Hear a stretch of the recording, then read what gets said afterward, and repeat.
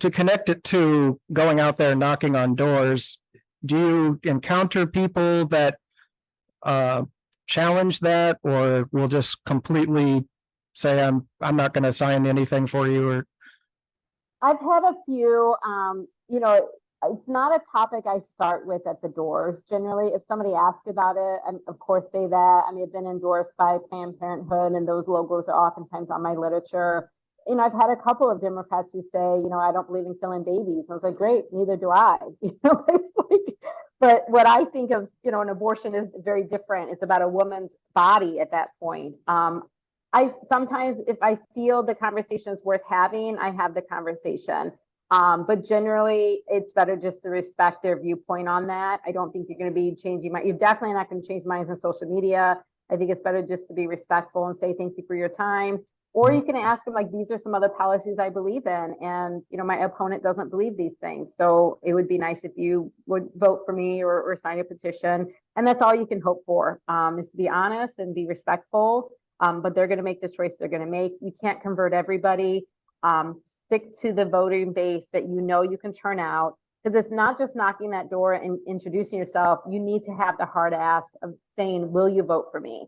And well, will you sign my petition? Will you put up a yard sign? Will you donate? I mean, these are important hard asks, because it really does commit the person to your race and commit them to you as a candidate. And that's what you're going to need come GOTV when you're making those phone calls, asking if they voted yet. And if we'll get to the polls, I worked a race as a campaign manager who our volunteers did not make enough hard asks. I mean, I knew it when our volunteers were coming back in, like, oh, that person was really nice, so I put them down as a positive. And I'm like, did you ask if they would vote for our candidate? Well, no, but they were really nice. I'm like, oh. So when GOTV came along and we started calling them, people were like, yeah, I'm not voting today. And it was a city race, so it is a little bit different. But it's like, well, why aren't you voting? I don't know if I really like anyone who's running. Well, then we have failed, and that candidate did not win in that race. And it's frustrating to hear that in the last 4 days of the election, because there's not a lot you can do to turn something around at that point. At that point, you are turning out your supporters, and what those calls were telling us is we actually didn't have the supporters we thought we had. So early and often, make those hard asks. Get that one-on-one relationship or conversation going, and then ask them to commit. Ask them to give their phone number, to update their phone number and their email address when you're at that door. I mean, you've already asked them 3 or 4 other things. You might as well get their contact information as well. So we kind of have a process, right? We ask first if, I give a quick spiel at the door, ask if they're going to support me and vote for me in the election. If they say yes, my next question is, will you put up a yard sign? For someone who doesn't take a lot of money, I don't raise a lot of money. It's hard for me to do mailers. Mailers are super expensive. Even if you just do postcard mailers at bulk rate, you're looking at least 50 cents a mailer. I've got 250,000 people in my district. So even if I pare it down and say, well, I'm only sending to Democrats, or only sending to Democrats 1 out of 3 times, a minimum mailer in my district is $30,000. And they say you need to do at least 3 mailers to make an indent. So if I'm not raising $100,000, what's the point of me doing mail? And so that yard sign is constant advertising. It doesn't matter if the person throws the mail piece away, because you're driving by my sign every day you go to work. You're driving by it when you take your kids to school, when you go to the doctor appointment, when you go to your retirement clubs. It doesn't matter. Whatever you're doing, if you're driving in that neighborhood, you're seeing my name over and over again. And I mean, that's how people got to know me. Oh yeah, she's the lady with all the yard signs. That's a great thing to be known by. That means other people like you. And we are a herd mentality as a species. We like to do what other people are doing. So if you've got, only one sign on that block, we found a thing where if you could put a sign out on one day, and let's say the rest of the doors don't put a sign up, go back the next day and knock those doors again. You will find other people will put your sign up. And so we would oftentimes hit, we do half the precinct, then come back and do the other half of the precinct the next day.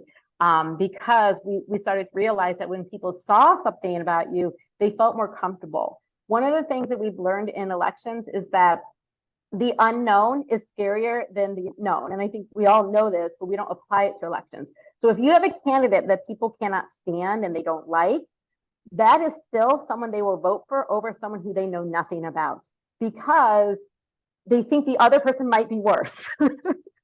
And so if you give them information, like here, test it out when you guys did signatures. Hit a couple of doors with no literature and ask people to sign a petition. It's much harder. Hand someone a piece of literature. It doesn't even matter what the literature says on it. And you hand it to them and say, you know, here's some information about the candidate. Would you sign for this? Just by the fact that they're holding something in their hand, they're more likely to sign the petition sheet because they feel like suddenly they have information. They have something they didn't have a minute ago. And that can build trust and a relationship. And so I tell candidates, if you're out there getting signatures without some type of literature or a business card, then you're making it way harder on yourself. And so I think that, you know, these are some quick and dirty ways to like improve your odds, I would say. But it also is a conversation starter because some people will look at the literature and they'll look at some of the points that you're making and they'll ask you questions about it, or they'll say, oh yeah, I like this. Give me the clipboard, I'll sign. So make it easy for yourself and put that platform out there for them to read. Excellent. I have one more question. I'm going to hold that in my back pocket. I'm going to open up to the floor and we got this microphone here. If anybody would like to ask a question about anything, this is a super expert on all things that you just heard. Is there anybody that wants? Oh, over here we have President Troy Gorda. Repeat the question. Well, I can just do this too. You mentioned you were in the gaming industry beforehand, and I was like Vegas, and then you mentioned Kickstarter, so I'm thinking maybe it was more like board games, role-playing games, that type of thing. What did you do in gaming? Yeah, I was the business director for Legendary Games. It is an RPG publishing company. And so I would say, so we published like Dungeons and Dragons games. And before that, 2 years before that, I was the vice president for Frog God Games. And they also do role-playing games. Did you say Farside Games? Frog God Games. Oh, okay. Frog God. Yep. Oh, okay. So I'm very familiar with both of those, actually. Probably nobody else is, but It's a fun sidebar. yeah. All right. Anybody else? Here's the microphone of conversation. Probably yell it from here. Anybody? What are you all running for? I mean, is anyone running for something or wants to run for a particular seat? We have an older woman in the audience, Jennifer. She just showed up. And she's rocking it. She was doing everything you were saying to do. So but I think candidates, if you talk with new candidates, the thing they underestimate is the work that it really takes. I think they assume that, well, people like me, they'll just show up and do the work. You have to inspire people to do the work. You have to connect with them on a need that they have for them to sacrifice their time, their money, their energy, etc. And then I think a lot of candidates think someone else is going to do the work, or I'm just going to do a few mailers and I'll get that. But the reality is that, well, we can just stick with the people we have today if that's all you're going to do. When you show you're a hard worker and you show people that you understand what the issues are and where there needs to be change, even if you're not super successful at creating that change, you're already making a dent in the issue, right? You're already listening to them and trying to understand the complexities of it to make some type of improvement. And most people see that better than the status quo. Whether that's a Republican or Democrat in that seat, they feel like nothing is changing positive for their life. And we can point to a whole lot of things that, you know, we fought off the Republicans for, Biden fought off, how COVID helped our lives, not COVID, but like COVID policies that were in blue states helped our lives. But people don't see the negative, right? When you're having to, well, things could have been worse, but we defended this. That's so much harder to sell to people at the doors when they're saying, well, my taxes are still going up. You know, I still have crappy schools, my job, I haven't got the raise, even though inflation's gone through the roof. Food is expensive, medicine is expensive, I can't afford health care. Like that is what they're seeing. And I think sometimes as politicians or public servants, we need to just say, yes, and it's a problem and we have to address it. I think too many times, you know, the politician wants to make it all right, and pretend like these things are happening or that we did more than we could for.